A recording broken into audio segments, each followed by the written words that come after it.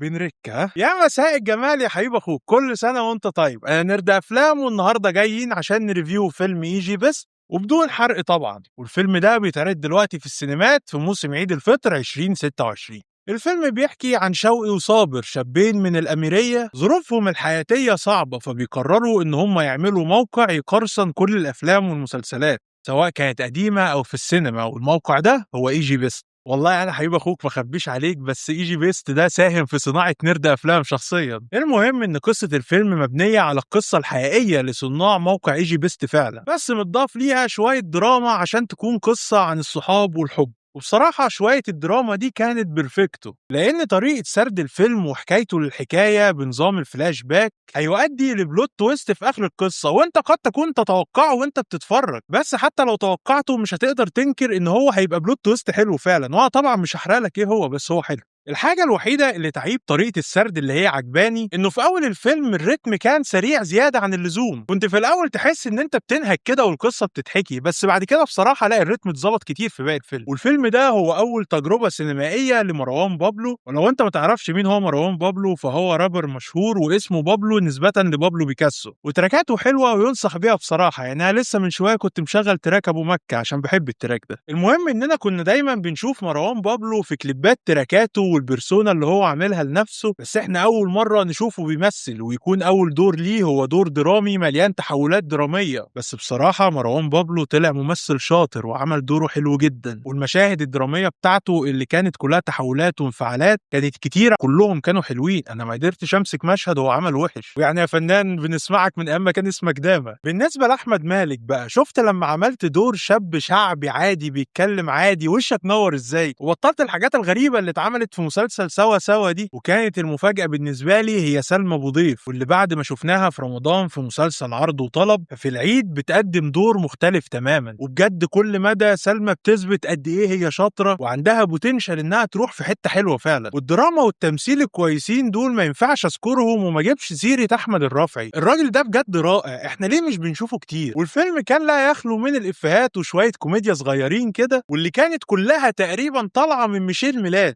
واللي بقى تقريبا برضه مشارك في اغلب الحاجات الكوميديه اخر فتره، وهو بصراحه يستاهل المكانه اللي هو وصل لها دي بشطارته. الفيلم بقى في اوله اتكتب ان هو مبني على قصه حقيقيه، بس في الفيلم بقى هم غيروا اسماء الشخصيات عن اسامي الشخصيات الحقيقيه، وده بيظهر في المترجم اللي هيترجم الافلام اللي كان اسمه علام البنهاوي، الشخص الحقيقي اسمه اسلام الجزاوي. وغير كده في الواقع بقى المتهمين في القضيه دي لسه النيابه بتجدد لهم ولسه ما اتحكموش، وده طبعا مختلف عن نهايه الفيلم، لان الفيلم كان لازم يحط كلوجر للقصه دي. والحلو ان كلوجر الفيلم ما كانش كليشيه وما كانش مبتذل عشان ما يقفلش الشباب اللي زينا وهم بيتفرجوا، عشان احنا طول شهر رمضان عمالين نبلع في كليشيهات في اخر كل حاجه. والمزيكا في الفيلم انا الحقيقه ما بصيتش مين اللي عملها، بس المزيكا كانت عجباني قوي، هي قريبه من الهيب هوب ان ما كانش فيه كتير منها هيب هوب اصلا. ولو انت بتتساءل ايه هو الهيب هوب، فهيب هوب يعني كيك وسنير انت فاهم الفيديو بتاع باتي ده. وحيث اننا جبنا سيره المزيكا، فعمي وعم عيالي ابي يوسف له تراك في الفيلم اسمه شغلي، وهتلاقيه موجود على يوتيوب، والبروديوسر بتاع التراك هو ابيو برضه، فيعني ابيو اللي عامل البيت، فانت تخيل بقى قد ايه التراك ده فاجر فعلا. مروان بابلو برضه له تراك في اواخر الفيلم، بس ده لسه منزلش على يوتيوب. واخيرا عايز اقول ان الصوره في الفيلم كانت مبهره، الوان الفيلم نفسها اتعملت واستخدمت صح من المخرج مروان عبد المنعم، فالفيلم بصريا هو فعلا جميل. وتقييمي لفيلم يجي بيست هو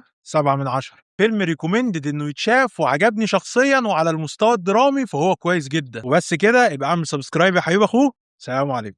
قفل يا